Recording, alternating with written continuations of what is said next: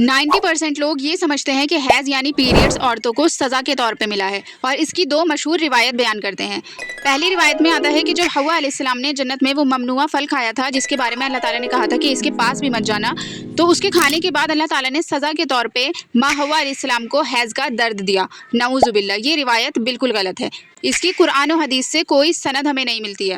Second, اس سے بھی زیادہ مشہور روایت ہے جس روایت میں آتا ہے کہ حیض بنی اسرائیل کی عورتوں سے شروع ہوا۔ اصل میں بنی اسرائیل میں مرد اور عورت ایک ساتھ نماز پڑھتے تھے، بس بیچ میں ایک پردہ ہوتا تھا۔ پر ایک دن ایک لڑکی نے پردے کے پار جھانک کر کے اپنے عاشق کو دیکھنے کی کوشش کی، اور دھیرے دھیرے وہاں کی عورتیں نماز کو چھوڑ کر غیر محرموں کو دیکھنے لگی، تو اللہ نے انہیں سزا دی حیض دے کر کے، تاکہ وہ مسجد میں داخل ہی نہ ہو سکیں۔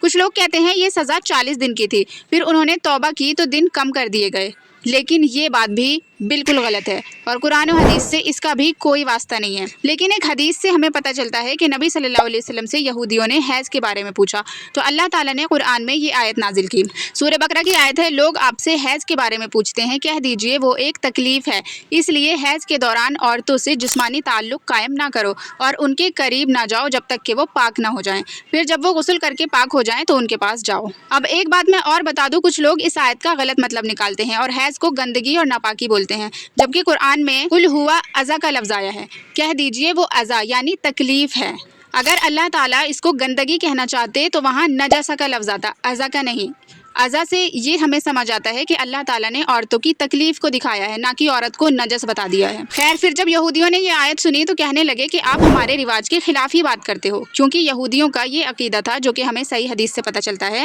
روایت میں آتا ہے جب بنی اسرائیل کی عورتیں حیض میں ہوتی تھیں تو انہیں گھر سے نکال دیا جاتا تھا، ساتھ کھانا تک نہیں کھانے دیتے تھے، نہ ہی انہیں اپنے بستر پر سونے دیا جاتا تھا۔ لیکن بعد میں نبی صلی اللہ علیہ وسلم نے بتایا کہ یہ بالکل غلط ہے، اسلام نے آسانی دی ہے، ساتھ بیٹھ سکتے ہیں، ساتھ کھانا کھا سکتے ہیں اور سارے معاملات کر سکتے ہیں، صرف انٹرکورس کے لیے منع کیا گیا ہے۔ اور یہ اللہ تعالیٰ نے عورت کو سزا نہیں دی بلکہ ایک فزیکل کنڈیشن کے طور پہ دی ہے تاکہ وہ بچے پیدا کرنے کے لیے کیپیبل ہو پائے، اور اللہ تعالیٰ نے نماز اور روزے بھی اس لیے معاف کیے ہیں تاکہ عورت تکلیف میں ہو تو آرام کر سکے۔ سوچو، اللہ تعالیٰ عورتوں سے اتنی محبت کرتا ہے کہ وہ عورتوں کے اوپر سے تکلیف کو دیکھ کر فرض بھی ہٹا لیتا ہے، بٹ افسوس ہمارے گھروں میں عورتوں کو حیض میں بھی کام کروانے کے لیے کہا جاتا ہے، اور انہیں یہ کہہ کر طنز کیا جاتا ہے کہ ارے یہ تو ہر لڑکی کو ہوتا ہے، اس کی تو اب عادت ہو جانی چاہیے، اور یہ سب باتیں بول کر کے ہمارے درد کو چھپا دیا جاتا ہے۔ لیکن میرا اللہ جو کہ مجھ سے محبت کرتا ہے وہ میرے درد کو قرآن شریف میں بیان کر رہا ہے۔ لیکن افسوس کہ آج کل کی لڑکیاں اللہ سے محبت ہی نہیں کرتی ہیں، وہ ایک حرام ریلیشن کے لیے اللہ تعالیٰ کو بھول جاتی ہیں۔ اے میری پیاری بہنوں، میں آپ سب سے کہنا چاہوں گی، حرام ریلیشن کو ترک کرو، حرام ریلیشن کو چھوڑ دو اور صرف